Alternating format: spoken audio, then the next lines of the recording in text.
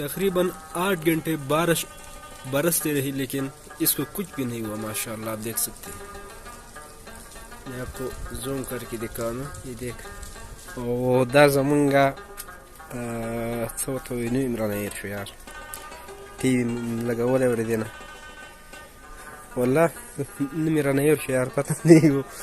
السلام عليكم سهالي وبيكم كتور بروم تول باي او تيكالي وسو موضوع بوش لقارة زيخا لكما وزوني كي بو داراجي كنا من قري لاندي ناس يزخو برا وختما اغوم بس ټلیفون ملاو کړی دی، څوک ملګرو سره ګپ لګوي ځکه چې مشغولتیا لکۍ به.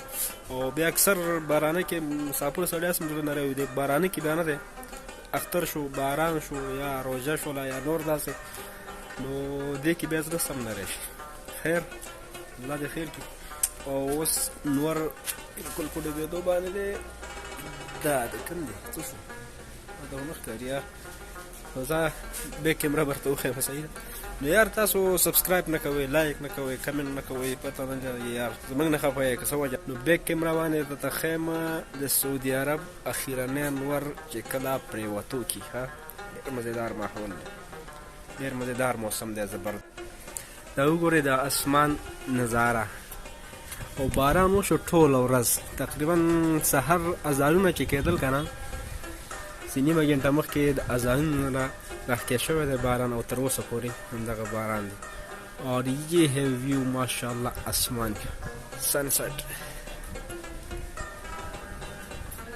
افسوس ہم اپنے گھر پہ ہوتے بس ہم پردیس میں رہتے ہیں. اور اب یہ چیک کریں آسمان کا نظارہ، تھوڑے تھوڑے سے بادل نظر آپ کو نظر آئے ہوں گے، بہت زبردست. اور یہ جو پرندے ہیں نا بہت خوش ہیں بہت. اور ہمارے جو سوپے یہاں پہ پڑے ہوتے ہیں سارے گیلے ہو گئے، بس کیا کریں.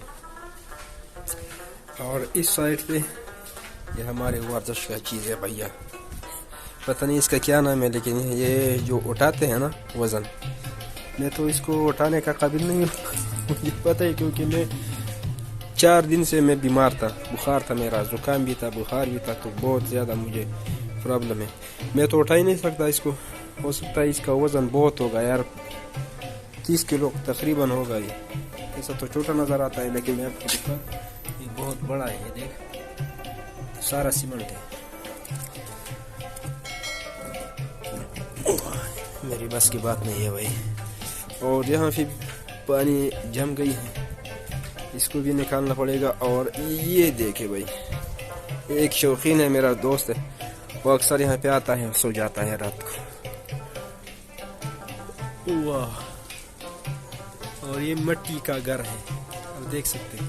تقریباً 8 گھنٹے بارش برستی رہی لیکن اس کو کچھ بھی نہیں ہوا ماشاءاللہ. آپ دیکھ سکتے ہیں، میں آپ کو زوم کر کے دکھاؤں. یہ دیکھ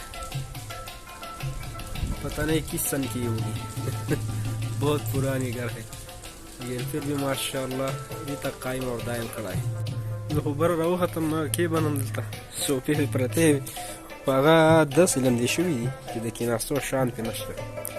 او دا زمونږ څه ورته وایي نوم رانه هېر شو یار، ټي وي لګولی اورېدې نه والله نوم یې رانه هېر شو یار پته نه و.